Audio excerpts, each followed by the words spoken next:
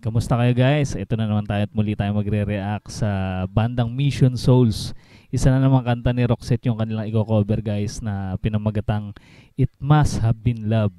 Ayan, alam ko guys, lagi nyo silang inaabangan dahil napaka-talented ng family band na ito guys. Simula sa kanilang magulang, pati sa kanilang mga anak. Ayan guys, ito yung kanilang mga pangalan. Sa mga hindi pa nakakilala sa kanila guys, ito si Isaiah Ice, 10 years old. Yan yung drummer nila guys. Yung batang lalaki na drummer nila. Stacy, 11 years old. Yung vocals tsaka rhythm guitar. Si Nisha, 13 years old, and lead guitar siya guys ng Mission Souls. Si Naces, 15 years old, nasa keyboard. At si Mami Sheena, yung kanilang lead vocals. At si Daddy Saikan, yung kanilang bass guitar. Ayan guys. Ayan, sa mga hindi pa nakakilala sa kanila guys, tandaan yung kanilang pangalan guys. Ayan, at madalas pa natin sila i-react dahil lagi nyo naman silang rin-request. Ayan, asahan nyo guys yung kanilang mga video, i-react pa natin. Marami pa tayong hindi na-react. Ayan, sabay-sabay tayo makinig guys sa kanilang napakagandang cover ng kanta ni Roxette.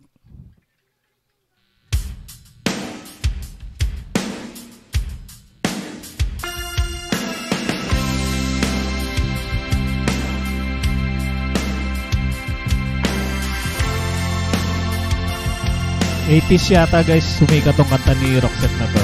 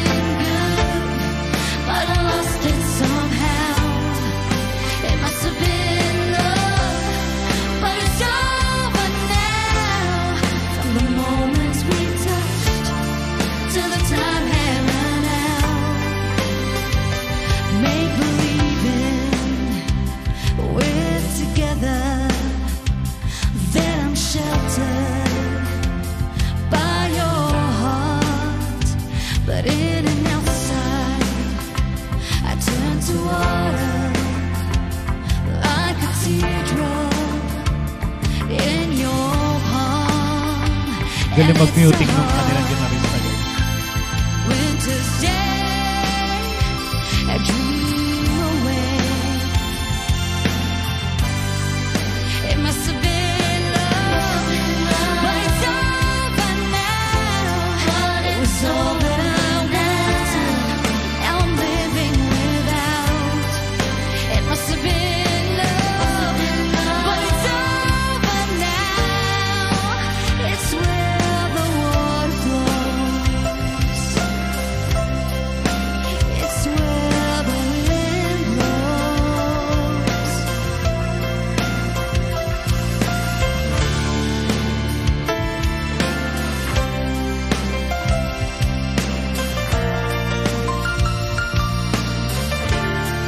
Galing ng keyboardist.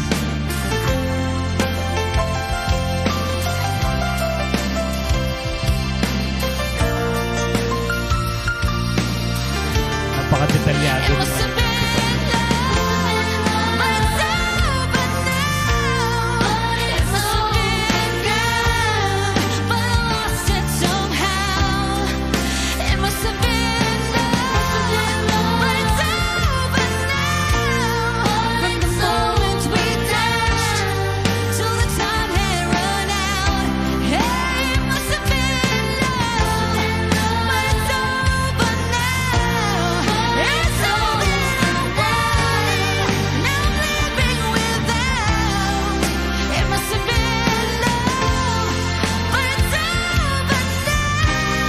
Taas ng boss ni Mami Sheena.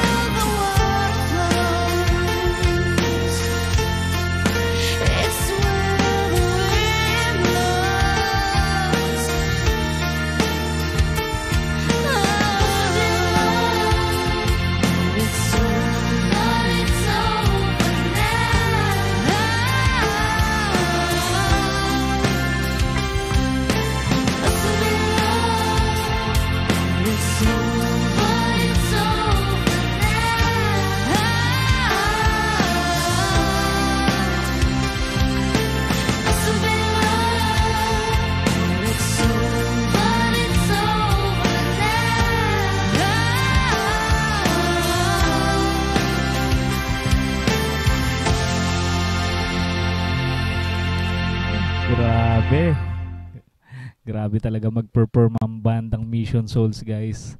Grabe, hindi nila tayo binibigo sa tuwing sila gagawa ng cover song. Grabe, mapapanganga ka na lang at mapapakinggan mo kung gaano sila kagagaling tumugtog at kumanta. Ayun guys, sa mga hindi pa nakasubscribe sa kanilang channel guys, ilalagay natin sa ating description yung kanilang channel. Supportahan natin ang bandang Mission Souls. At sa mga hindi pa rin nakasubscribe sa ating channel, mag-subscribe na kayo para ma-notify kayo sa mga susunod pa nating upload. Kita-kits ulit tayo sa mga susunod pang reaction video.